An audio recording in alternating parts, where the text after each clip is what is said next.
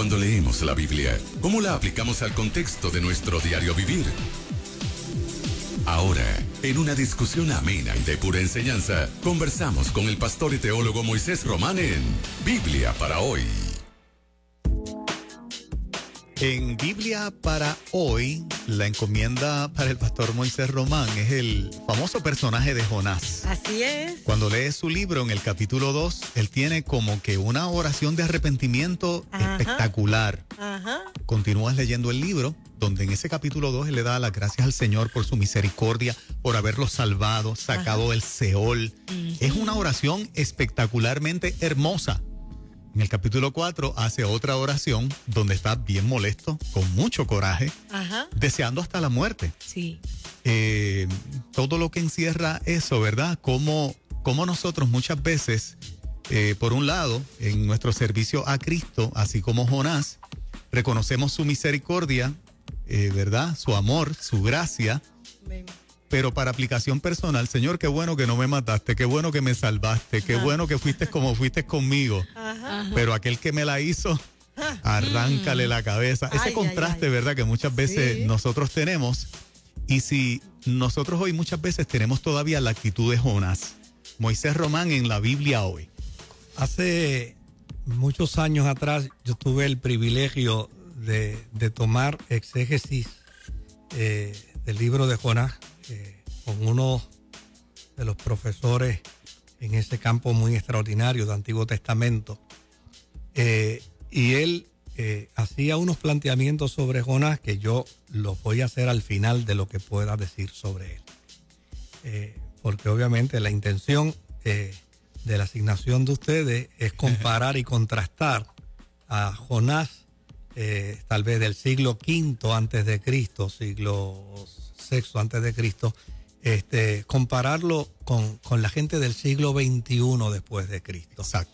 Es interesante porque todos los libros proféticos del Antiguo Testamento, lo que se analiza, se evalúa, más que al profeta, son sus profecías.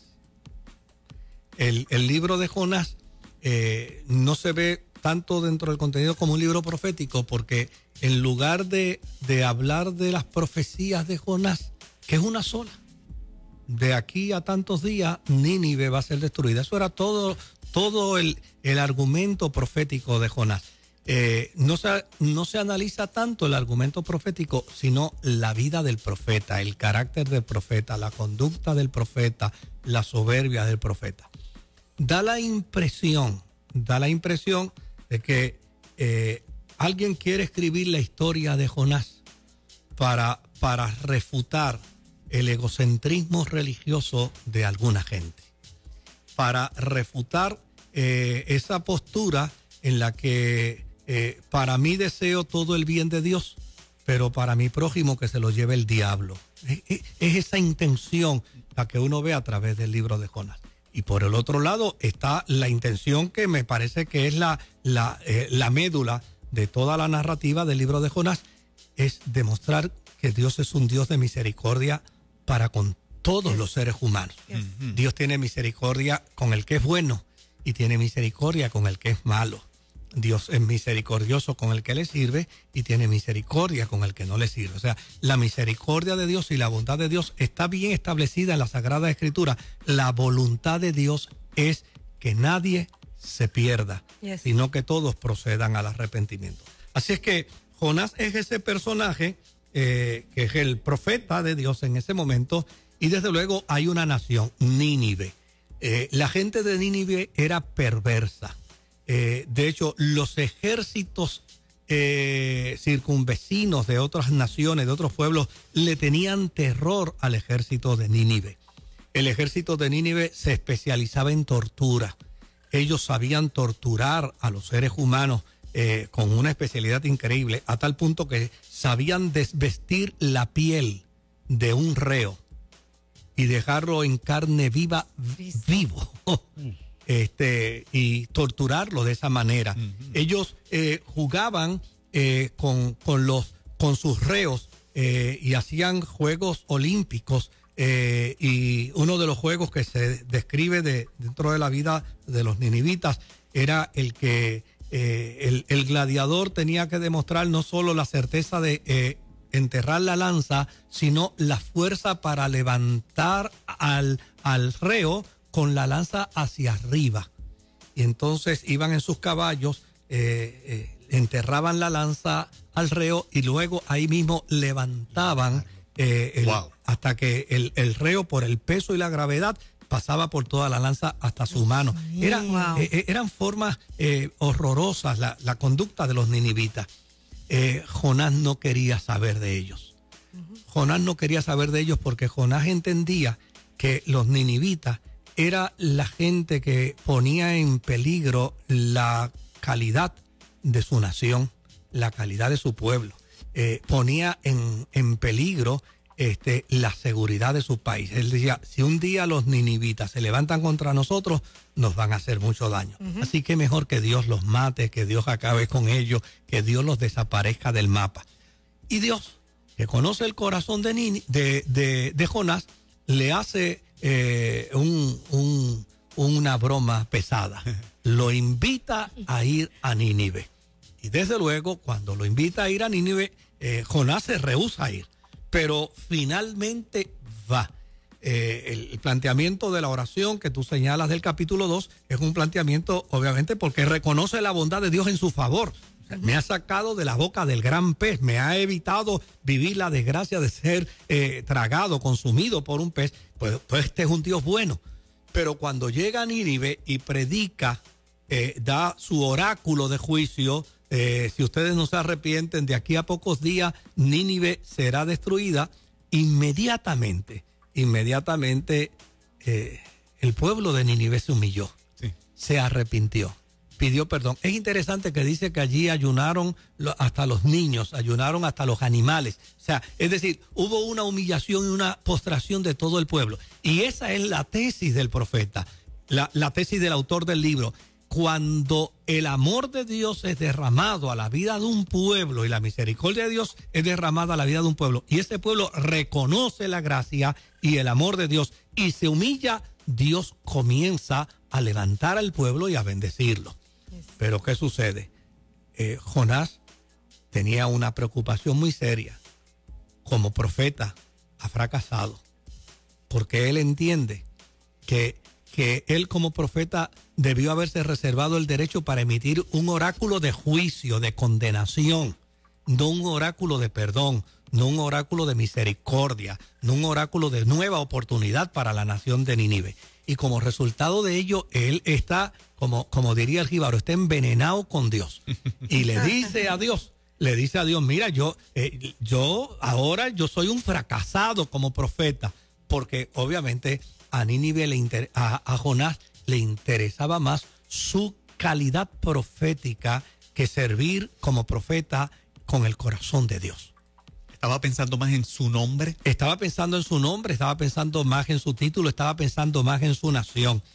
Y desde luego, esto nos lleva a una conclusión. Jonás es un mal profeta. Él es un mal profeta. Yo creo que cuando hablamos de Jonás como profeta, es una cortesía decirle profeta. Porque el profeta es el que tiene la boca de Dios para hablar lo que Dios quiere que se hable. Y Jonás no quería hablar lo que Dios quería hablar. Él quería hablar por su propia cuenta en nombre de Dios.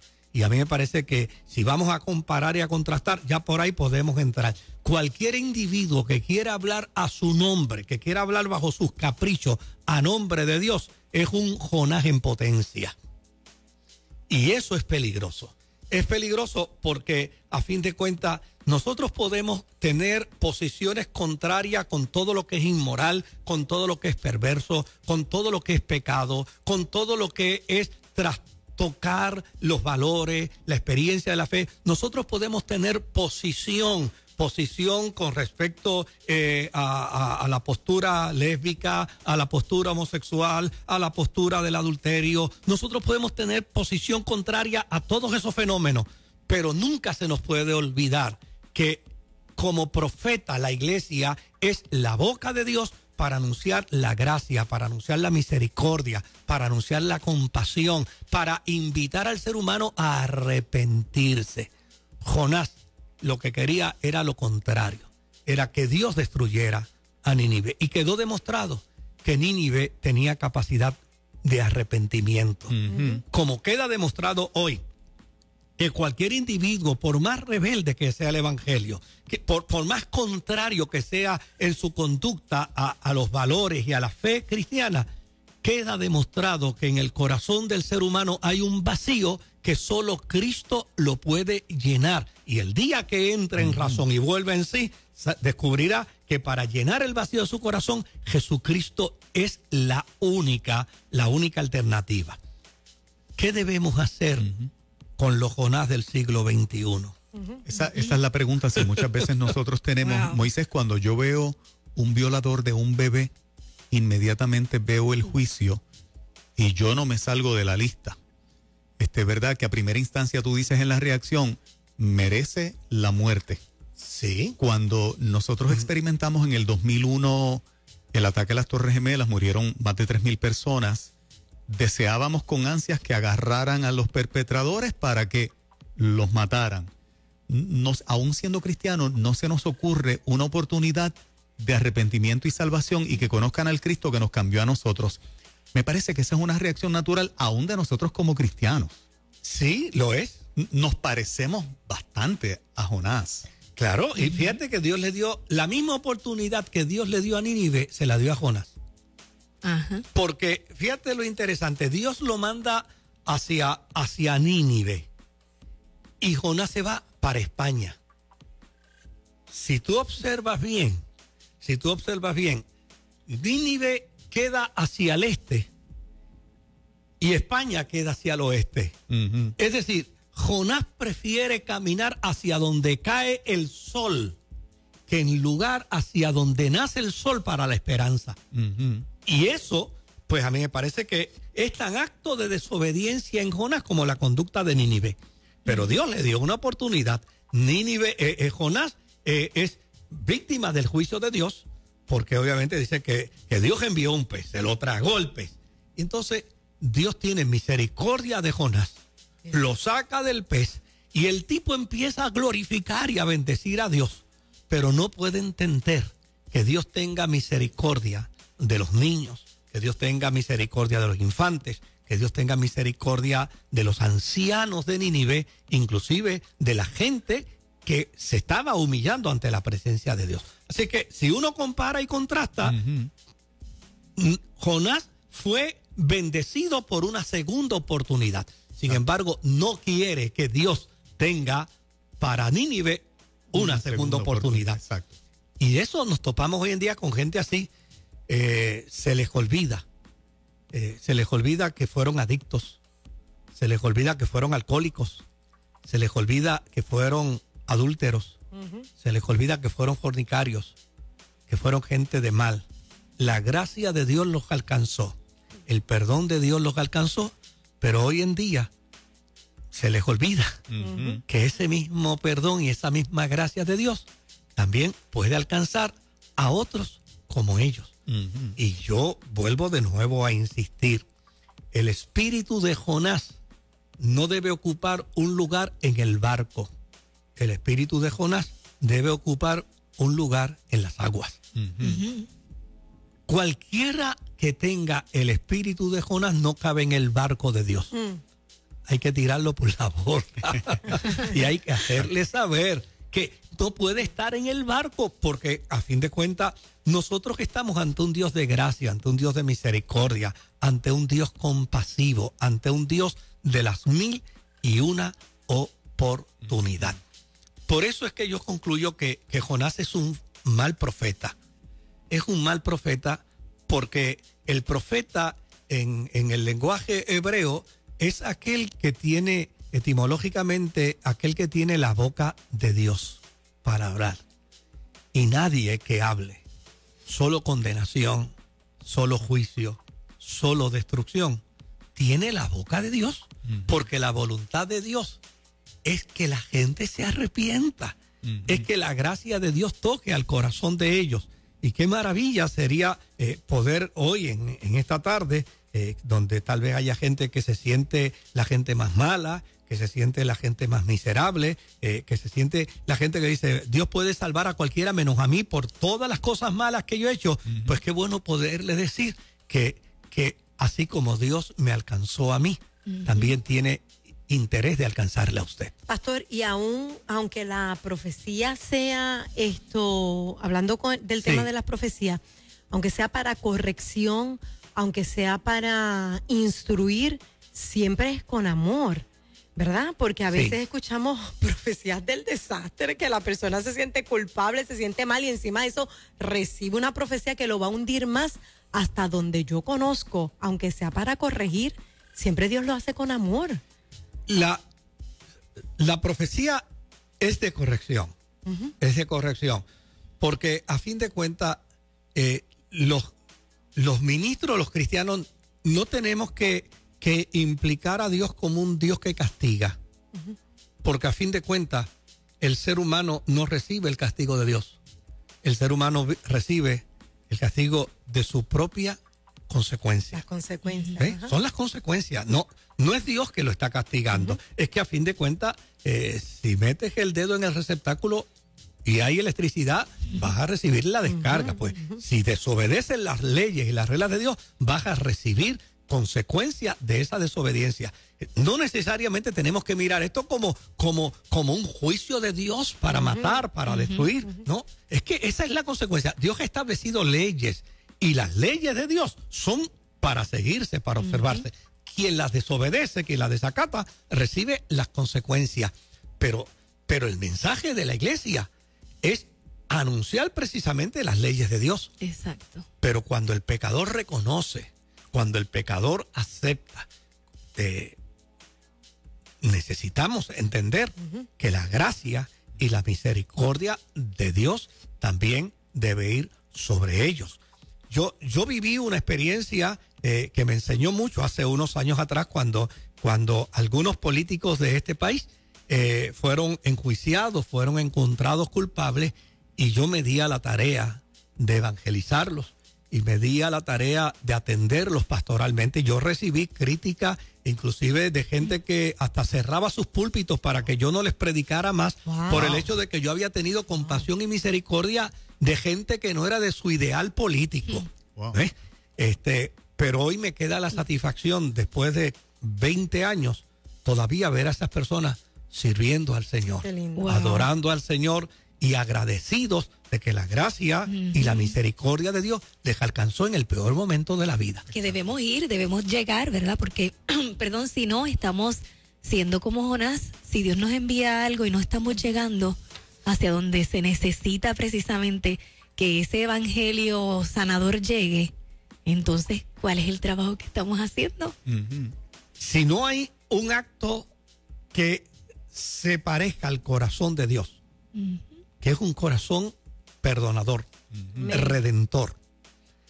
Si no hay un ministerio con el corazón de Dios, realmente pues es un ministerio como el de Jonás. Y los ministerios como Jonás son un flaco servicio a la causa del Señor. Y fíjate que no hemos dicho, la función y responsabilidad de la iglesia, proféticamente hablando, es señalar el pecado. Pero una cosa es atacar el pecado, condenar el pecado. Exacto. Y otra cosa es el pecador. O sea, porque nosotros no nos podemos llevar enredado con el pecado al pecador. Exacto. Porque si nos llevamos enredado con el pecado al pecador, pues nosotros no hemos hecho el trabajo de Dios. El trabajo que debemos hacer de Dios es atacar el pecado con toda la fuerza del corazón, pero que el pecador no sufra un rasguño, sino todo lo contrario, venga a los pies de Jesucristo. El médico te dice el diagnóstico de la enfermedad, pero te dice también lo que vas a hacer para manejarla y para curarla. O sea, no es señalar el pecado y dejar solamente te señalé, pero entonces dile, ¿verdad? También cómo puede ser restaurado. De eso es que se trata. Exacto. De eso es que se trata. Poderoso. Excelente. Moisés, gracias siempre, ¿verdad?, por explicarnos estas porciones de la Escritura y cómo podemos tener una aplicación para hoy. Yo reconozco que hace solamente año y medio estoy orando genuinamente y sinceramente porque los que practican el Islam radical conozcan a Cristo. Año y medio nada más, que fue rema en mi vida el que yo los tenía que incluir en mis oraciones para conversión, porque antes de año y medio se me hacía muy difícil. Si tú me permites un testimonio para afirmar una respuesta de Dios a tu oración. Hace cerca de 2 años atrás yo invité a una pareja episcopal de un país musulmán. Ellos vinieron a nuestra iglesia y mira lo que ellos me contaron bañado en lágrimas. Me dicen, uno de los líderes en Irak del movimiento que se ha levantado extremista, ISIS. de ISIS, musulmán, se convirtió a Jesucristo. Wow. Se convirtió a Jesucristo por una experiencia propia. El Señor se le apareció. Sí. Me dice, y nosotros como líderes de la iglesia episcopal nos dimos a la tarea de pastorearlo, de atenderlo en lo secreto. Pero hubo una situación, él estuvo presente un día cuando uno de nuestros sacerdotes renunció para irse porque estaba lleno de terror, se había afectado emocionalmente.